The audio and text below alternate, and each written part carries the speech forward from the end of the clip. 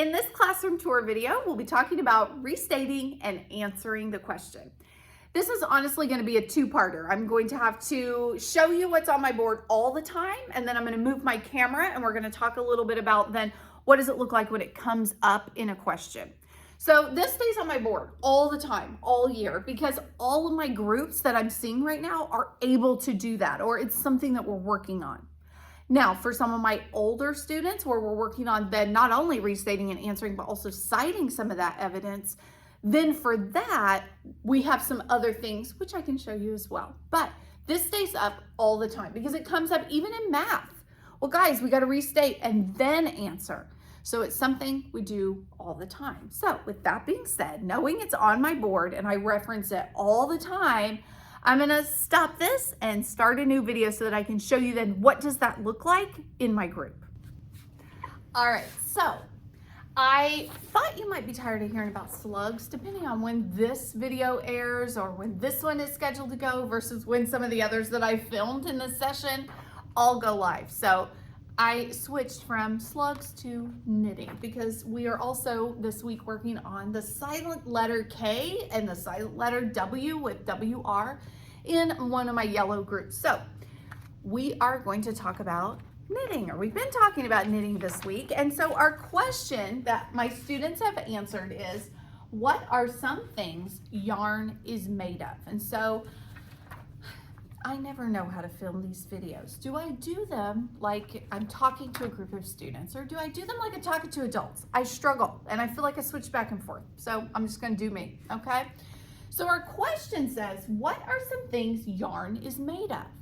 Well, guys, we know that step number one says we have to restate, and we love to restate because we get to steal the words from the question. And so we talk a lot, and depending on the time of the year, depends on what this looks like. And so I debated as I was thinking, how am I gonna share this video?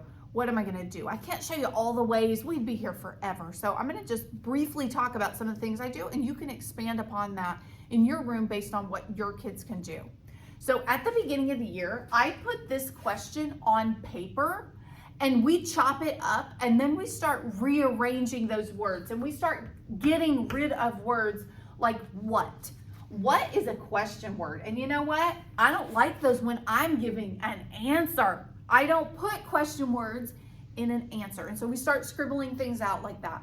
Or when we have them on little slips of paper or little pieces, we crumple it up and say, no, you're a question word. Get out of here. We're not putting a question word in our answer. And then we might start sliding words into our answer. But as time goes on, you want to get rid of that scaffold or that support. You want to take that out and start saying, okay, now we have it in writing. What words can we steal? So if our question is, what are some things yarn is made of? Maybe we could say yarn is made of, and we would start copying and stealing those words. Yarn is, and I usually underline this, and I'll tell you why here in just a second. Yarn is made of, are we done restating? Oh, I could say, some things yarn is made of if I wanted them. So we could erase them, we could change that and say, some things yarn is made of, or some things that yarn is made of. But I'm gonna keep it simple because we know our kids don't like to copy. Yarn is made of, okay, check, I did step one. I have restated that question. Now, I have to put my answer. I'm gonna have to go to the text and I'm gonna figure out what is the answer. Well, the text told us that some yarn is made of wool, silk,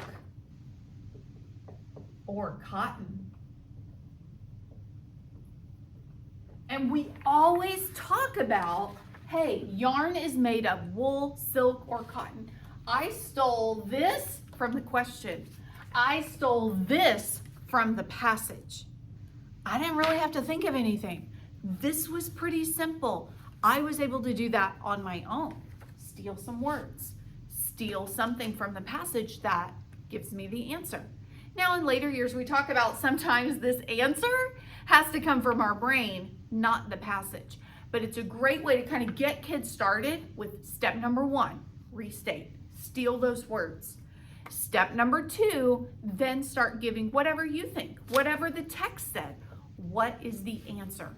And a lot of times, this is what I like to do too. I'll say, oh, Mrs. Wilt, she just said wool, wool, Now, then I pick on a student that I love so much. I'll say, now, Olivia said, yarn is made of wool, silk, or cotton. Whose answer sounds better, Mrs. Wilt, that wool? Or Olivia's with this long answer? And obviously they know what sounds better. And so we talk about, but Olivia's not really that smart. She just stole all the words, but she sounds so smart. And it takes time, it takes practice, but they get better at this. And with a year of practice, or maybe more, maybe a little less, some of our even lower level readers can get very good at this. Now, I told you I would tell you why I underline some things and what I do. Early on in the year, we do all of this together. After we, use our little or our word cards and throw some things away and rearrange. Once we're done with that, I'll do all of this together. And then all the kids have to do is copy. And sometimes I even erase the question because we know copying can be confusing and all they have to do is copy A. Or I might write it in a different color and say copy the green or copy the purple or whatever.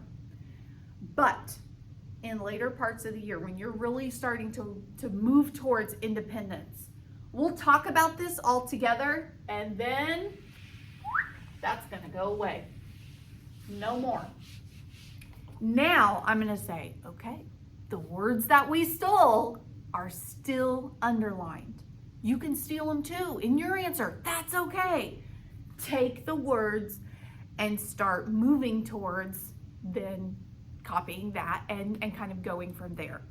So that's kind of my progression of first we have the word and we chop it all up so that we can move it around. Then we start actually writing together. And then I leave some of what's there after we've written it together. And then later here's the question, y'all. What are you gonna say? Maybe we verbally share, but you've got to do a lot of that. And then as we move towards then citing evidence, proving our answer, I have some cards and I'm from Indiana, and in Indiana we have a company called Schmeckens that's here locally. And so Schmeckens, you can Google it. I think these were free on their website. I don't think I bought them, or maybe they sent them to email subscribers. I don't really know, but that's where I got these. These are cards that help prompt students throughout. And actually, I think maybe, I don't know, I print things weird sometimes. I think they were supposed to be posters or like letter size pieces of paper. But I wanted to be able to kind of make like a mini set of anchor charts for them to have. And so these are mine in color. But the students version, I don't know how well you'll be able to see on here, is just a stapled set of the same thing in black and white. And I did laminate them so that we can use them over and over. So when it's time to do an open-ended question, I pass these out. I have 4 students in both of those groups that are doing this. And so I just pass out 1, 2, 3, 4, here you go. And then I'll hold my colored version. I'll be like, okay, first, we need to restate an answer. And so I'm watching the kids. And by this point, these are my highest level 3rd graders. They're getting to do this on their own. They're fine with that. This is no problem for them. They've also been practicing it for some of them for a couple of years. They're ready. Then, whether it be together, early on it's together, or later, hey, you can move to your next card. You can move to your next card. Then the next one says the text states. And so they can copy that. The text states, ... What do you do? Well, when you get to a ... you've got to fill in something that the text said. And so then the next card, the text also states ... Like, okay, what do we fill in when we have the ... And so then they go find various pieces of evidence to fill that in. Now, maybe I'm taking the easy way out. I don't know. But for my 3rd graders, we're able to do that easily. Those 3 steps. This last one, proving what you said, is a challenge.